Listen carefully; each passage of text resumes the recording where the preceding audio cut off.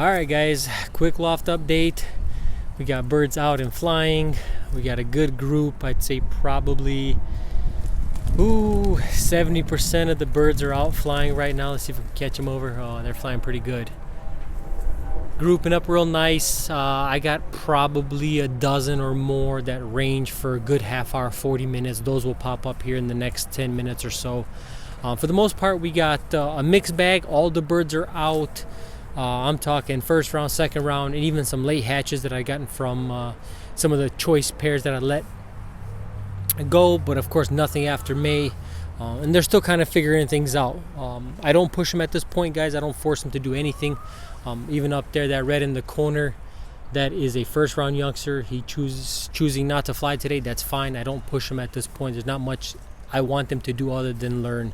It's up to them at what rate they want to learn.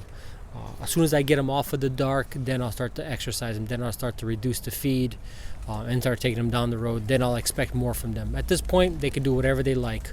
As much as I don't want them to get on the grass, it is what it is. I'd rather them out and about learning than just stuck inside all day. And if it's the grass, oh well, I'll worm them before the season starts, and we'll go from there. But for the most part, we're doing okay, guys. Like I said, I wish I had more to talk about. But we're kind of just a neutral at this point. There's not really much going on. No training to speak of. The birds are pretty much segregated at this point, so there's no breeding. There's really not much to talk about, guys, other than showing you what the birds are doing at this point. Hawk pressure is starting to dwindle down. I will occasionally get one towards the evening, but in the last 2 or 3 outings, I've had pretty good luck with no hawks. So at this point, I think it's we're pretty much in the clear. And like the old timers used to say, don't let them out till you see the leaves on the trees, and you guys can clearly see there's plenty of green, and that's kind of what you want to see. You know, it sucks you have to hold them, and then they sort of get a little strong on the wing, and then they end up taking off on you. But it's a risk. It's a risk regardless. Whether you let them out too early or too late, it's all a risk.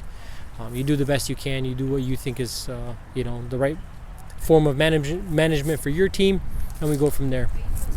But apart from that, maybe I get a couple close-ups on a few birds here, and that'll be it for this video, guys. Again, sorry there's not much to really talk about or really to show, so I'm not going to drag this video out too much longer.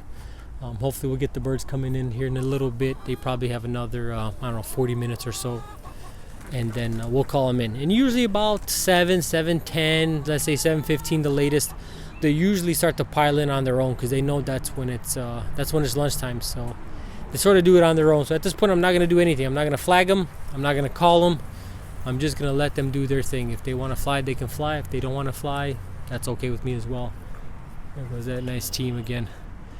I said we do have about a dozen or so that are out right now, gone, and those birds they'll stay out minimum half hour, 40 minutes. And even if they're out in the area, I cannot get them down. They're stuck. They have to get that 40 minutes into them before they decide they want to come down. So I'll wait till I see those birds in the sky, and then I'll make preparations to start calling them in. Hopefully I'll get that on video for you as well, and we'll see you on the next one, guys.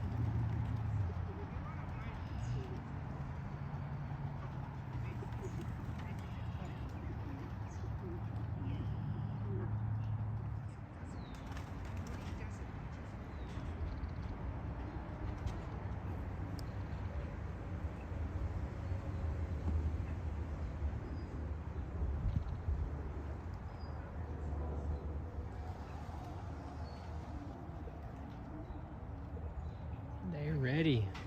They know he's here.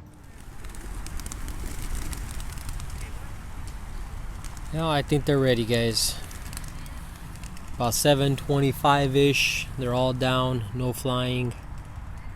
I think they're ready to go in. And I'll be honest, I'm ready to go in myself. And they'll start climbing in here shortly. There they go. They know it's food. They know it's dinner time. Half of them will go in without me even calling. The other half will wait for that call. The bumpers drive them nuts. They hear one go through the bumpers and they all want to go through the bumpers. Alright, let's shut everything down. Alright. Gotta get the top latches first. And it is a terrible thing to do.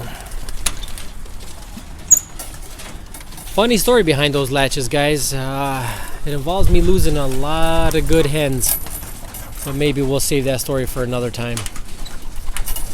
Gotta adjust these damn things. I installed them in the winter and now everything's getting dry and getting a little tight on me, so double latch. Oh, I forgot to double latch this side. I only make a mistake once, guys, and I try to learn from the mistake. But again, we'll discuss that story later on. All right, let's call them in. Just a volume check, guys. We're gonna start calling here in a minute. That involves a lot of whistling.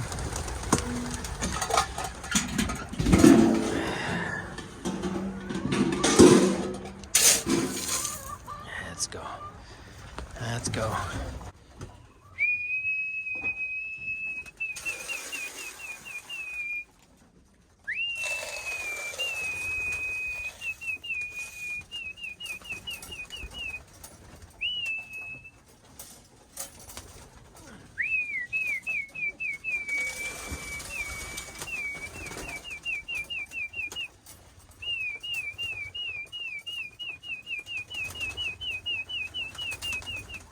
Come on, guys, come on, guys, come on, guys.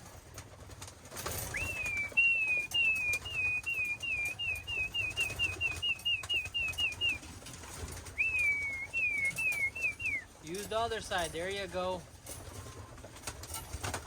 I'll figure it out. All right.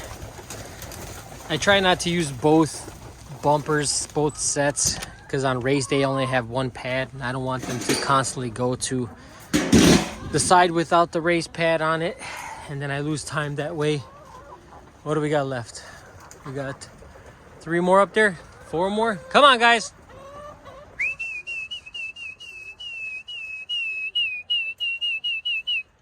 There they go. I can usually get him in about 10-15 seconds. It must have been spooked. We got 1 left. But that's pretty much it, guys. We'll catch you on the next video. Hopefully I got something more to share. Like I said, at this point we're pretty much at neutral, just kind of going day to day. And soon once we're off the dark, we'll get them down the road. I'll get a few more videos out for you, and we'll go down that route, guys. We'll see you on the next one.